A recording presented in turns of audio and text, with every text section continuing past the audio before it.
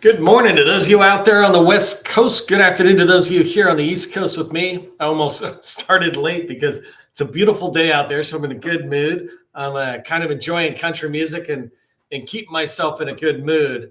But don't worry, I had everything set up. I was ready. I had time to jam out to some country music. I do want to sit there and thank you for showing up early and on time. I really appreciate when you do. When you show up early and on time, you help kickstart it. LinkedIn pushes the word out further to other people saying, we're starting, let's get going. As a thank you, I wanted to give you a tip for the day, the weekend, etc. My favorite book, 7 Habits for Highly Effective People, hands down, best business book I've ever read and always read. And the first habit in there is be proactive, right? And so I keep my little 7 habits right there. That's hard to see, but you can see it. And this thing here, I think I put this 20 years ago, and it still is laminated. But my tip for you around be proactive is we have all these changes going on in the federal government, and there's ways we feel about it, et cetera. But we got to do something about it, right? We come home to our families, we come back to the office to our staff or to our colleagues, and we're like, okay, this is our situation, or this is the situation before us. What are we going to do? And my suggestion for you, my tip for you is to be proactive in your thinking about thinking way outside the box for ideas. I just had an idea I shared with one of my customers today saying, look, this is what you sell, but how it's going to be procured is changing. Rather than us just knocking on the door the normal way, let's come around and do something different. So an example is I do podcast interviews or something. You might stand up a podcast and be able to interview the very people you'd like to sell to, but you can get in there and begin to engage these federal buyers or whoever, and to talk to them about, AI or even elevators. You could go in and say, hey, what lessons learned do you have in your office that you might share with other agencies? If you can think this way around outside of the box ideas, then you give yourself a different set of tools to be able to approach a federal buyer and to start building relationships. This is really important. I don't know if I'll touch on this in the training, so I might as well start now. With all these layoffs going on or firings within the federal government that could easily get into the hundreds of thousands, I mean, literally the VA is talking about gutting or getting rid of 80% or 80,000 people out of the VA. That's staggering to me. And as a vet, it really kind of pisses me off that they're doing that to the VA and they're doing it to folks, but it is a reality. And one of the realities that goes along with them cutting staff is that people we might have known before and yesterday who were in there and willing to talk with us, they might be gone, right? So this is really important because they're not just getting rid of people who are at the entry level, but a lot of people are taking early retirement or they're just opting out saying, it's a little too crazy right now, I'm going to go. And so you're losing some of these senior people as well. Anyways, that's my tip of the day is be proactive. Get out there and think new ideas. And I know you are, so I'm just trying to throw it out. I might try to do training next week on how to do more of that.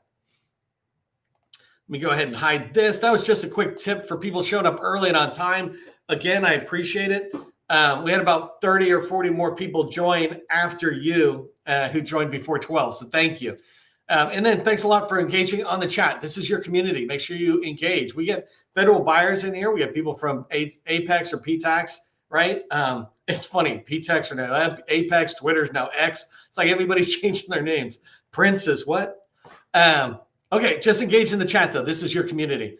Let's get rocking and rolling on the training.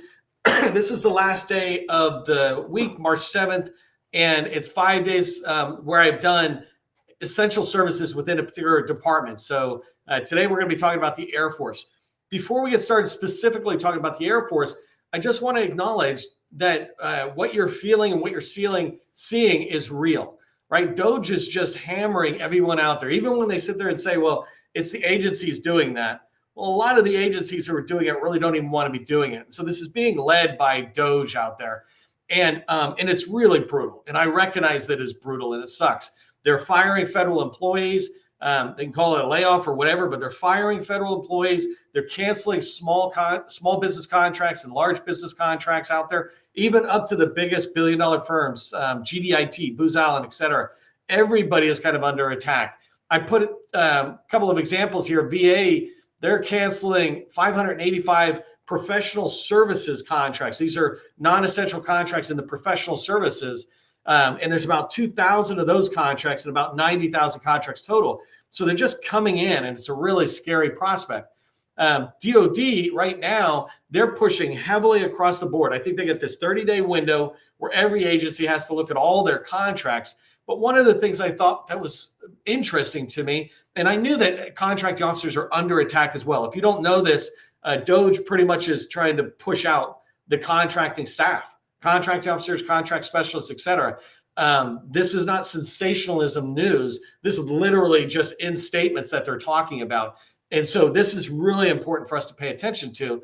But one of the things that they were talking about is through middle of March, maybe even later, or might have been May actually, is DOD is not issuing new warrants. And so what they're meaning, what that means is they're not going to create new contracting officers who can buy stuff, because only a contracting officer who has a warrant can buy anything.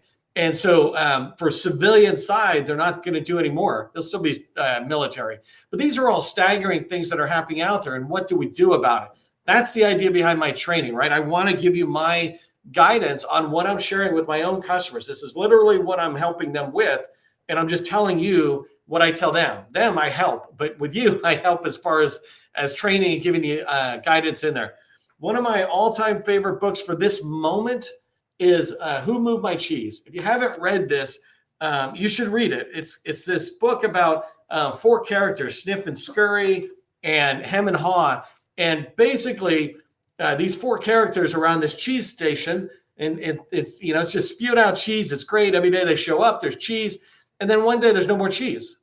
And they're freaking out what goes on. And long story short, and you can think about that as the contracts coming out, and they're always there for us, right? Long story short, though, Hem and Haw spend an awful long time, to almost to the point where they're dying and dead, sitting by that cheese station, waiting for it to drop more cheese, complaining about it not dropping more cheese, wondering how this could happen, hopeful, going through all the different stages of the emotions, which I get, right? But Sniff and Scurry are more like mice, and so they don't have a whole lot of dwelling on the cheese station. They show up a couple of times in a row, and they go, man, that cheese station is done. It's nothing else is here. And so they put on their tennis shoes and head out into the maze. And that's what we're doing here. It's kind of the purpose of this training, right? Is they head out into the maze looking for more cheese. And so Sniff is sniffing it out, and Scurry is running along, and they're trying to find that cheese. And we need to be doing that same thing. Yes, there is challenges in front of us.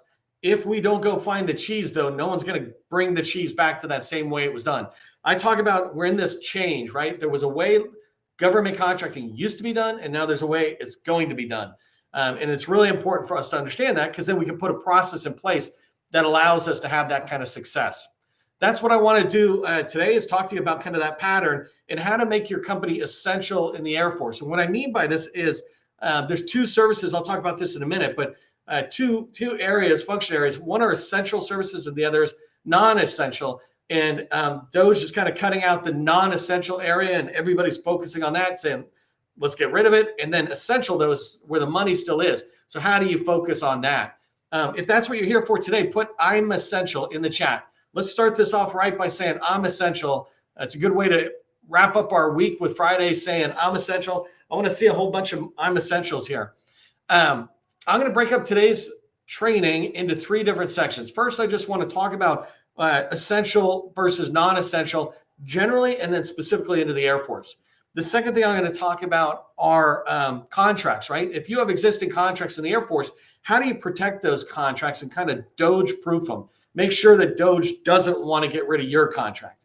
And then the third thing I'll talk about are steps to find and create new essential opportunities. And so I'll give you some tips around that.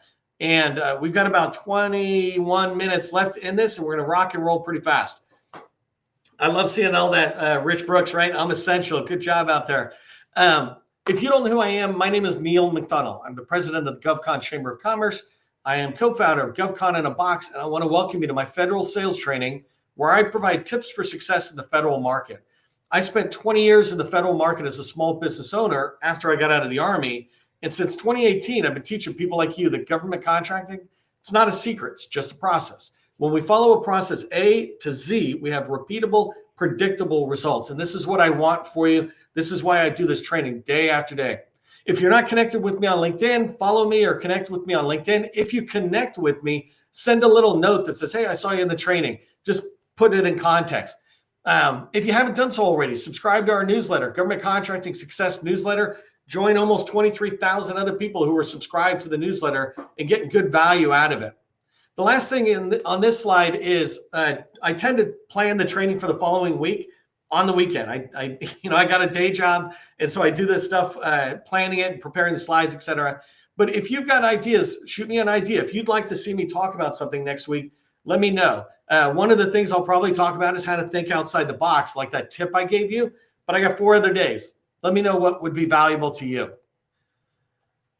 Okay, let's talk about the difference between essential and non-essential generally.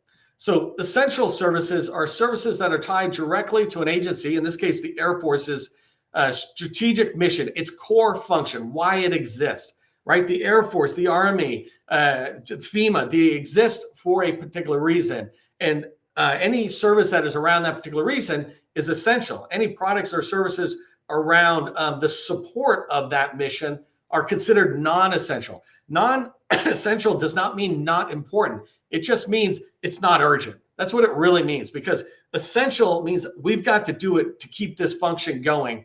And non-essential, for example, with the Air Force, example that I don't share later, so I'll share it now, is if they have a brand new airplane tank refueler, I don't know what the heck it's called, but an airplane that refuels another plane in flight, well, that new version of a tanker, that can be pushed off. They can delay that because we have existing tankers. They're old, they require maintenance, but they still do the job. And so that's the example of essential or non-essential. And I'll talk more about that as we move forward in the slides. But every organization, federal agencies or commercial entities, they all have essential and non-essential. In my company, I have certain things like, let's say, social media, my blog, that might be non-essential work. I want it to be out there. I could rationalize why it's valuable and important. But an essential thing is me supporting my customers, or me, closing a couple of sales deals. I got people who reach out and want to work with me. Well, I should talk with them. But as I look at the marketing, maybe some of that is non-essential. So keep that in mind, that every organization has something essential and non-essential. You want to align yourself to your customers' essential function areas. So let's talk about the Air Force. The Air Force exists to dominate air, space, and global strike power. And I'm not here today to break this whole thing out, but I have personally read, I don't even sell to the Air Force, but I have personally read this over the years as I do training for you, et cetera. And it is fascinating to see what they do and what their strategic priorities are. And that exists or is around dominating airspace and global strike power. And so it's really important for you to get in and read their material and understand it. A quick example of where you could go is right here on the Air, on the Air Force website. You can see them talking about re-optimizing for the great power competition. If you go into different conferences, et cetera, you will see them talk about this. Well, this whole page and this whole site, you should be digging down, understanding what's going on, understanding what leadership is saying about it. Here, this guy here, he reminded me of a story I heard recently. One of these commanders talk about, and I'm going to list the guy, so it was fun for me. It was a command sergeant major. I think this was Marine Corps, Army, whatever it was. I don't remember that as much. But he had talked about how he has been in almost every battle that has been out there. But he said, I've never been to war. I've never been in war, like what war really is. And you want to take the time to go see what these leaders are saying, to understand that, yes, even with Afghanistan, Iraq, and things like that, it was a little different. What he's saying is those are really bad, and he's been in there and he's been injured and all this stuff. But he's saying there's a bigger thing that I'm worried about and what's happening and what I need to prepare our services for and the military for. Well, when I heard that, I begin to go, wow, do I truly understand? I'm seeing it at the battlefield level, but am I understanding the holistic mission that he's talking about? So it makes me go back and do homework. That's what I want you to do, because in the 7-step process for federal revenue success that I teach, step 1 is research. Research is understanding an agency almost better than they understand themselves.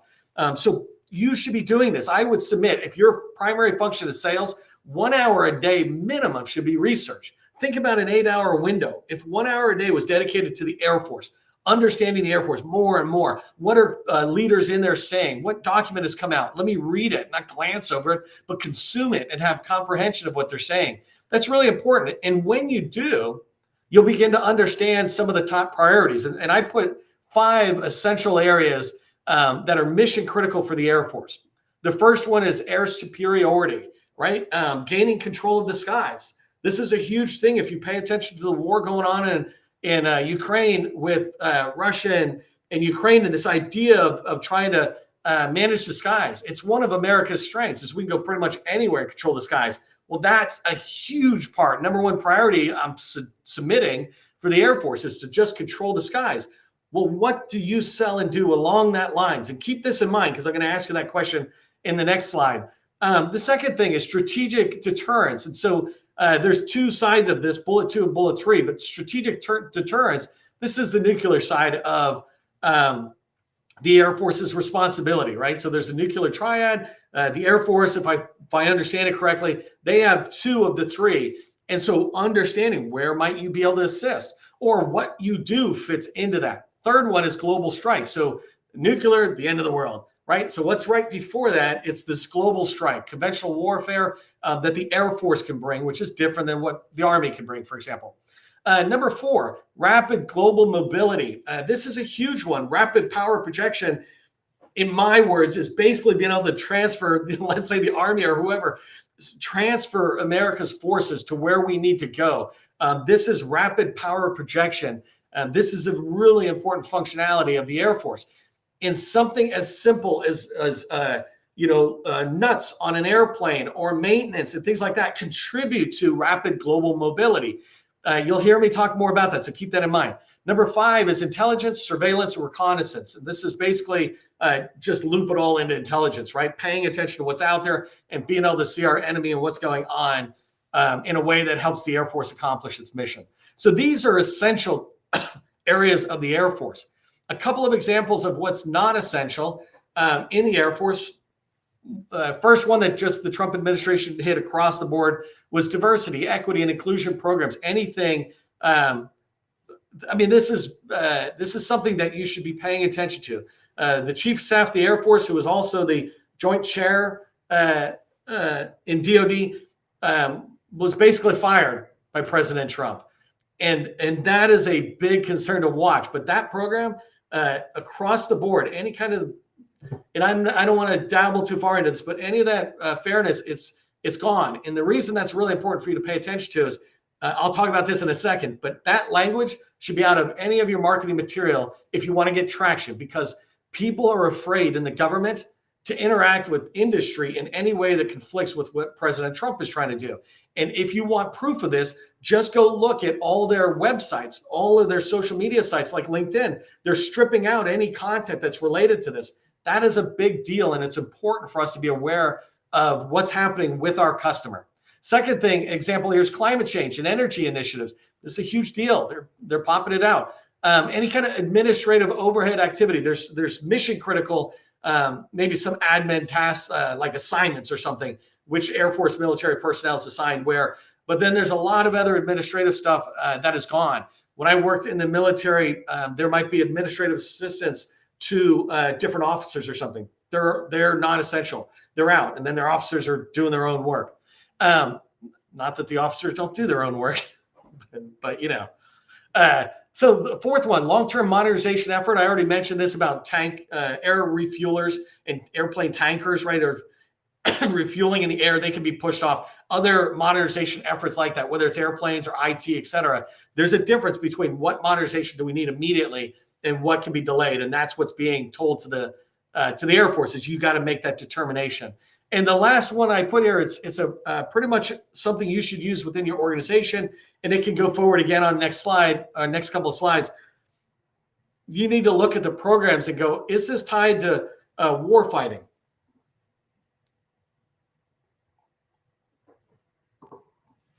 An essential task for me is to drink water.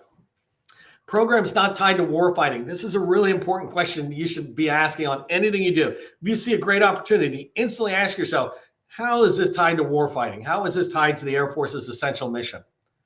Okay. Hey, before I move on, I just wanted to thank the sponsors of today's lives. These lives, we put them on. I put them on, right? We are not federal government funded. We don't have grants or any of these other things. We do this for you because I remember what it was like to be a small business owner, and I hated it that I didn't know a bunch of stuff, or I didn't have the relationships, or networking as easy. And so I want to thank Graham Inc., their staffing and ASL services company, for being a sponsor. Steel Toe does cybersecurity and CMMC services. If you're looking at doing work in particular with DOD and you know that you've got to be going down that path, maybe call Steel Toe and ask them about CMMC and where you can go. And then Silk River Capital, they're a small business lender. They specialize in the whole construction world, but their broader focus is government contracting. So they look at the government contracting world. But consider calling Silk River Capital if you're looking for financial questions to be answered, et cetera. I thank these guys. These are the guys who help us make this possible. By the way, if you're interested, just ping me, and I'd love to have a conversation with you about being a sponsor. Okay, so let's talk about how to protect your contracts. I got 9 minutes left. I want to talk about how to protect your contracts in the Air Force if you have ones. And so the first thing is, remember I talked about those priority areas. Look at your contracts, look at the task areas and the scope, and align those task areas to the strategic priorities, right? Some of the task areas are going to be really generic, like project management, but the fundamental meat of the scope of work for your contract should align back to an Air Force strategic priority. The second thing is tie your contract to that overarching Air Force reason for existing to dominate airspace and global strike power, right? You should be able to align that and say, well, how's this contract aligned to that? Funny you should ask. Let me tell you, right? So you should be able to know that nowadays the same way you can rattle off what does your company do in 15 seconds. The third one is use mission critical language in any kind of reports you're doing, or if you're tracking on the fact that you have to report last week what was 5 things we did. We'll start getting your company and your team to be able to report those 5 things in the language that aligns with the Air Force's priorities. There's mission critical language that you can also include in weekly or monthly reports, emails that you're sending to the customer. From this point forward, don't be cavalier about the language you put into your reports. Put language in there with the idea that DOGE is reading it, right? And this is how you begin to protect yourself. Document your contract and why it's essential. Think that you have a bullseye on your contract's chest and you're trying to get rid of it. Well, you have to sit there and show why it's essential. It's not DOGE's responsibility to show why it is, right? You're wanting to keep it. Talk with your customer, the KO, the core, the program office. Talk with your subcontractors and your team and your subcontractors team and say, let's get together and define why this is essential. So when DOGE or anybody's coming along looking at it, they come by and they go, oh, I'm going to move on, right? That's a really important thing. You want to look at it and go, that looks essential. Let me move on. And it's because you aligned your contract to the critical priority task areas of the Air Force. All right, I put this line down here, and I really want you to do this, is designate a Doger in your company, right? Role play as if one of you is a DOGE representative. And your colleagues, their job is to sit there and defend the contracts that you have. And the DOGE's person, they need to be a little brutal, true to life. They need to be a little brutal and look at your contract and talk about why it's not essential, or question this or question that, and really put yourself to the test. Because if you can do that internally, this is called role playing. We do this in sales all the time. But if you can role play, then when DOGE comes along, you're totally prepared for it. Or you know the weaknesses, right? And you know where to kind of shore it up or something. This is really important. So put role play into the chat. That'll be fun. It'll be 2 things. One is it'll tell me you get what I'm saying, role play. And then for everybody else who comes along after the fact, they're like, what are these comments? Okay, let's have fun. It's Friday. Not that I don't work on Saturdays and Sundays, but okay, here's some steps to find contract opportunities that are essential, or how to shape them to get in. The first thing is map what you sell, your core competencies, your services, products, et cetera, to mission critical function areas, like the ones I described up above. You can look at the ones I described, but you can also go into the Air Force. They have multiple commands. They used to call them MAGCOMs. Then they're shaping the name differently, but basically they have major commands. And inside those commands, they have subordinate commands. Well, you should kind of understand that. which major command within the Air Force would you fit into, and where does your product align to their mission critical function areas? The second thing, and I talked about this, I think just a second ago, is to understand the major commands that are in the Air Force and what each one of their unique essential functions are. Not everybody is flying an airplane and dropping bombs or something, right? There's other aspects of the Air Force that are not doing that are still mission critical. Figure that out. Number 3, update your marketing assets. You have marketing assets like your capability statement, website, LinkedIn profile, your capability briefing deck. Make sure they're using mission critical language in there. When people look, you don't want them to see that you're a veteran-owned or woman-owned company. You want them to see that you're a mission supporting company.